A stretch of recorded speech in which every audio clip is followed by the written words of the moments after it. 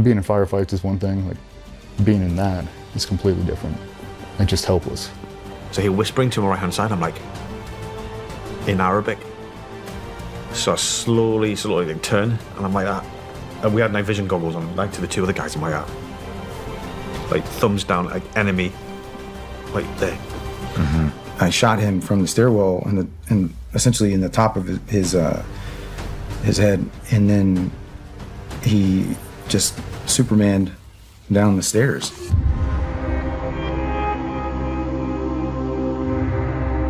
How did you get connected with DJ? So, around 2020, I was given, in my opinion, the best job in the British Army. I was given the job of being the lead instructor, chief instructor of the CQB cell. I'd never been an instructor before in that situation. I'd been a JTAC instructor before, and I know how to teach and connect with people, and I love that human connection. But when they offered me that, to me, that's the pinnacle. Teaching regiment guys, or helping regiment guys improve their shooting, making sure the doctrine, the CQB is good, making sure that we're not drifting off course, making sure that we're not, adopting fads from YouTube and the internet, and making sure that we're maintaining the standard that's been set by the guys that went before us and the hard lessons learned through combat. I mean, we lost a lot of guys, there's that GWAT generation learned a lot of fucking hard lessons. And I think it's only right, if you become an instructor in one of those roles, that you're the custodian of that information. So I took that job extremely seriously. But like I said before, you don't go to CQB instructor school. They just picked me out of the squadron because I, fairly high personal standard, and was apparently quite competent at it and could engage with people and had enough experience to be able to give that information to people. So I was kind of looking around on like, where else do you find information open source? So I was looking at YouTube, I was watching all kinds of stuff, trying to find drills, equipment, just little, them 1%, them 1% that you can try and make incremental improvement. And I like kit, dude. I love my kit. To me, it's important. Like I judge a guy on how his kit is, So I'm trying all these different types of belts. I'm like buying this belt and that belt, and I tried all of them, and some of them are good, some of that. And I stumbled across GBRS. It was actually DJ setting up a weapon, and it was like, damn, that's how I set my weapon up. And how he explained it, I was like, yep, that works. That's exactly how I would do that. So I became interested in them. Anyway, I ordered something, and I messed it up. I got the wrong size or whatever, and I sent an email back saying, is it possible before you ship it to the UK, can you just change the size or whatever? Cole ripped me back straight away within minutes. So we had a bit of correspondence there. And I just reached out to him and I said, listen, mate, like, it's so cool. And, it gasses me up to see guys from the squadron that have left the squadron that are doing something different, that aren't just going to work in the Middle East and security or this or that, or the usual part. And there's nothing wrong with that. I'm not trying to degrade that, but I didn't want to do that. To see other people out there doing something different, doing something unique. So I just hit him up and said, thank you. And I told him, I said, there's guys in our squadron that are running your equipment, both domestically and overseas. And he's told me a bunch of times, but that's the why. That's why they do that. That's why we do what we do. It's because we want to try and help guys that are still in the fight. We're not in the fight anymore. I'm not in the fight. I'll probably never be in a gunfight ever again in my life, but it doesn't mean I'm going to turn my back on it. I still want to give back. So that's kind of where they were at. And I just recognized it and I acknowledged it. I sent them a squadron plaque. I didn't put a name on it or anything. And we just carried on talking. Then I deployed, blah, blah, blah, blah. A couple of years later, after my last deployment, I was kind of in this weird situation, weird headspace. I don't really know what I wanted to do. I didn't really feel like I wanted to stay. I didn't really know if I was going to leave. Like, I don't have many transferable skills, Sean. People talk about all this, oh yeah, it sets you up for this and that. It's like, there's not many jobs in civilian street that require a good breacher or a good lead jumper or somebody that can do a good bill drill. Do you understand what I mean? Like, I know exactly what you mean. So I felt reinvent the wheel, but it was like, the only thing I've got is the shirt on my back and the skill in my hands. That's all I've got, and that's all I've ever had. I don't come from a lot, and I've worked very hard to build my skill set and try and improve my own personal ability. And it felt like a good idea, or the only idea for want of a better word, to try and use those skills in the civilian market. or in this, you know, to try and train people. Basically, that's what I wanted to do, but I didn't really know how to go about it. It's a very confusing period for me. I was like, yeah, head was all over the place. And then through a mutual friend, Chris Craighead, the boys, DJ and Cole, were in Hereford visiting one of their distributors.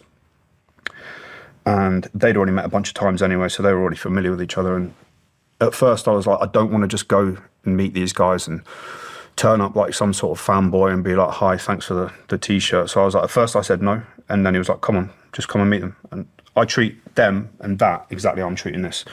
Just meeting two guys in the squadron. And as soon as we sat down in Hereford, we went for a cheeseburger or whatever it was.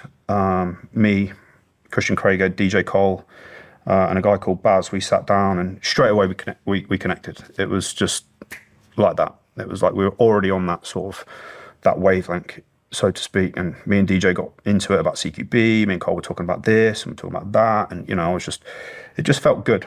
And we sort of wandered around the town for a bit, had a coffee. And I think it was DJ actually said to me, he's like, so what's your plans now? And I was like, well, I'm at a bit of a crossroads. I've invested everything. This is all I've got.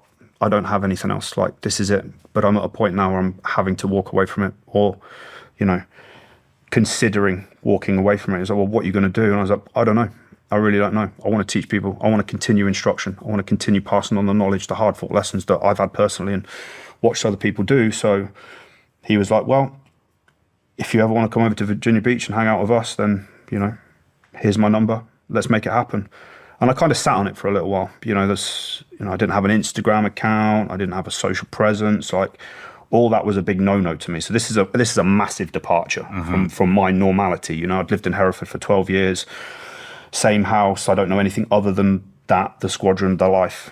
So to break from that needs to be something pretty solid. I've got courage, and I like to think I'm pretty bold when it comes to making decisions. But this was a different ball game. This was not like an operational thing. This wasn't like a tactical problem that needed to be solved. I don't know the solution for this. It's not like problem, solution. It's like, this is a departure from my normality. But I did feel a level of connection and trust straight away. So fast forward a few months, I like hit him up. I was like, okay, DJ, I feel like coming over to Virginia Beach. Is that still cool? And he's like, absolutely. He's like, whenever you want, here's some dates, come over.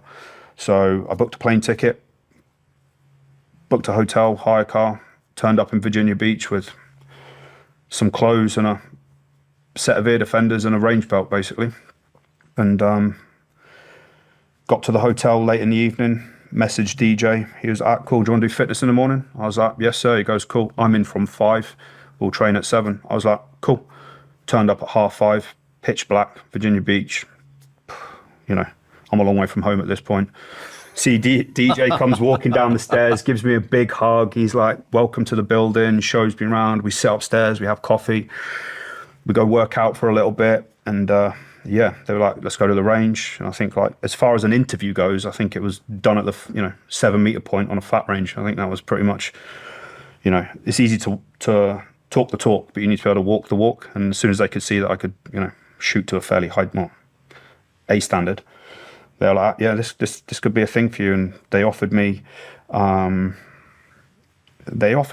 that I could ever ask for. Basically, it was the perfect transition. Still shoot guns, still teach, still mess with parachuting, still be around team guys. Like, when I walk in that building, it feels no different, from walking into the ready room.